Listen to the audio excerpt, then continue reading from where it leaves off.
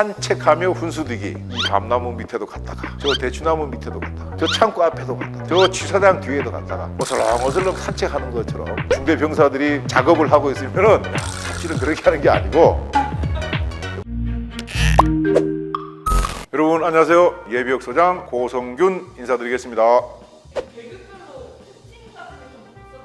다 똑같지는 않겠지만은 다른 특색이 있을 수 있죠. 장군은 또 이제 머리도 쓰고 뭐 열심히 가볼 때도 가봐야 되지만은 전체적으로 큰 조직을 이제 관장을 해야 되고 하니까 뭐 용장도 좋고 다 한데 가능하면은 덕을 갖고 덕장이 되면 좋지 않겠는가. 이렇게 저는 얘기를 어렸을 때 들었고, 제가 군생활도 가능하면 그렇게 하려고 노력을 했고, 제 주변의 부하들이나 교육기관에서 그렇게 이야기를 많이 했죠. 그런 것이 일종의 어떤 계급별 특징이라 할 수도 있겠죠.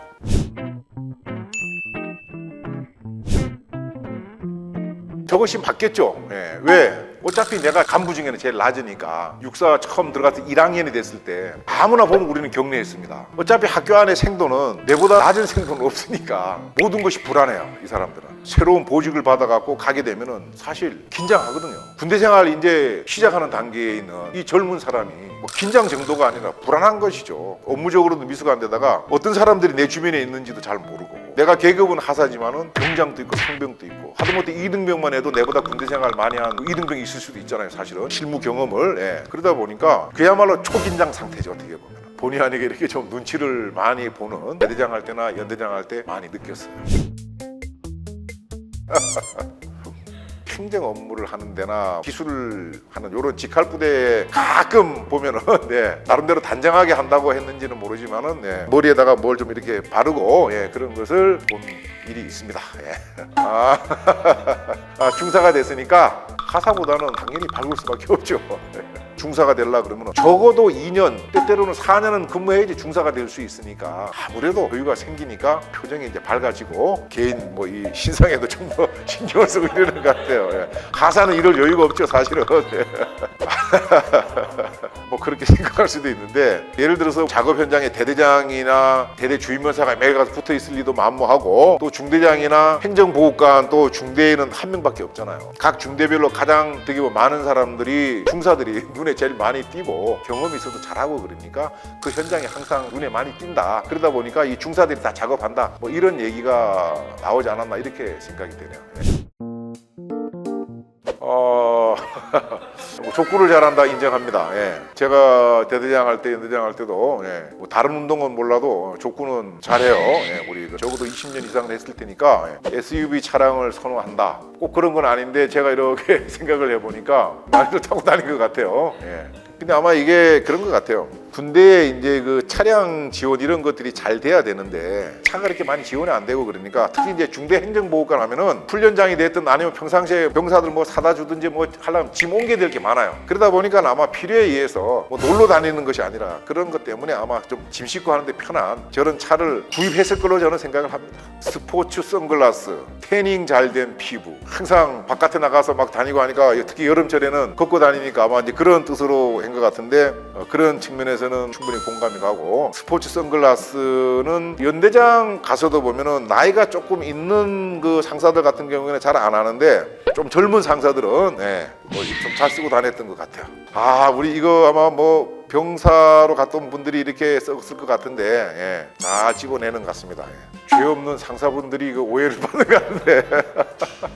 작업이 뭐냐에 따라서 다르겠지만은 대대 차원에서 대대장이 각 중대별로 좀 어떻게 해봐라. 또 때에 따라서는 대대 주임원사가 병사들 쉴 공간이 없으니까 야 우리도 그 정자 같은 거 한번 만들자 그러면은 그 작업을 누가 하겠어요. 이거 뭐 병사들이 해야 되니까 야 지난번에 거는 6중대가 했으니까 이번엔 7중대가 한번 해보지. 상사가 행정보관이 야 이렇게 되니까 아마 이 상사분들이 오해를 좀 많이 받는 것 같은데 모든 것이 상사로부터 시작된다고 할 수는 없겠다, 이렇게 저는 생각합니다.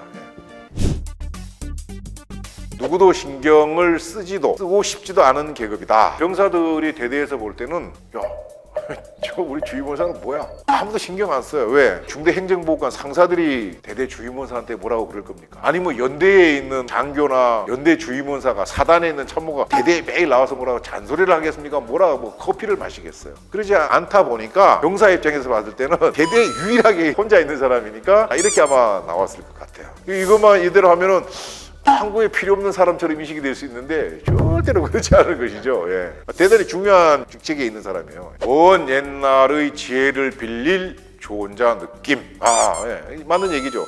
이런 것 때문에 주임원사가 있는 거예요. 대대 연대의 사단의 육군본부에 주임원사가 다 있는 것이죠. 왜 그러냐면은 이 원사를 달라 그러면은 군대 생활을 상당한 기간 동안 해야 된단 말이죠. 그야말로 산전 수전 공중전 이걸 다 겪었으니까 또 그 부대에 오래 있었고 했기 때문에 모든 것을 다 알고 있다고 보면 되죠. 대대장이 새로 왔을 때, 과장 토령이나 대위가 새로 왔을 때 무엇을 알려고 하면은 주임원사한테 가서 물어보면은 가장 많이 알고 있는 겁니다. 그러니까 주임원사가 저 먼 옛날의 지혜를 빌려주는 조언자 느낌이 될 수 있는 것이죠. 대단히 중요한 직책입니다. 산책하며 훈수두기. 대대 안에 대대 주임원사다 그러면은 말씀드렸던 것처럼 대대의 구석구석을 머릿속에 다 그림을 그려갖고 있는 사람이에요. 취약 요소가 어디라는 거 다 알고 있으니까 급하게 다닐 일도 없고, 그러니까 병사들이 볼 때는 그냥 주임원사가 이 밤나무 밑에도 갔다가 저 대추나무 밑에도 갔다가 저 창고 앞에도 갔다가 저 취사장 뒤에도 갔다가 어슬렁어슬렁 산책하는 것처럼 중대 병사들이 상사로부터 비롯됐다 그러는 작업을 하고 있으면은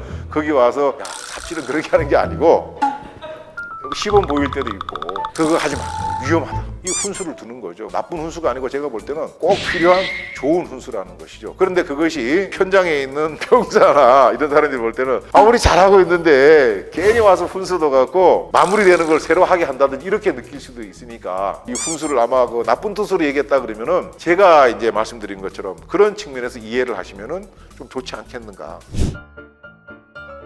일과 시간에는 안 보이다가 끝나고 테니스 친다 그랬는데 이 준이는 대대에는 또 없어요. 그러니까 아마 이것을 표현한 우리 그 예비역은 적어도 연대본부 이상에서 근무한 사람일 텐데, 연대를 기준으로 한다 그러면 대략 1명 아니면 2명 정도가 있는데 이런 분들이 낮에는 잘 안 보이죠. 왜 그러냐면 그분들의 근무지는 사무실이 아니고 현장이거든. 탄약이 있고 총이 있는 대대라든지 탄약고 있는 데를 계속 돌아다녀야 되니까 낮에는 보이지 않죠, 잘. 그러다가 이제 일과 끝나면 돌아와야 되니까 그때 아마 라켓 들고 테니스 치러 가는 것 같은데, 예. 그러다 보니까 아마 그런 소리가 나온 것 같아요. 그 사람들이 낮에 노는 게 아니죠. 예. 근데 이제 상사 행정보호관 같은 경우에는 하루 종일 같이 이제 부딪히니까는 이 동네 아저씨가 아니라 우리 식구처럼 이제 느껴지는 거고, 준이 같은 경우에는 나하고 직접적으로 자주 맞닥뜨리는 것이 아닌데 가끔 눈에 띄고 그러니까 나한테 전혀 어떤 영향을 미치지 않는, 예, 지나가는 동네 아저씨 1, 2 그런 의미에서 동네 아저씨 느낌이다 이렇게 했을 거로 생각이 돼요. 중대장은 오늘 여러분들에게 실망했다 이런 얘기를 아마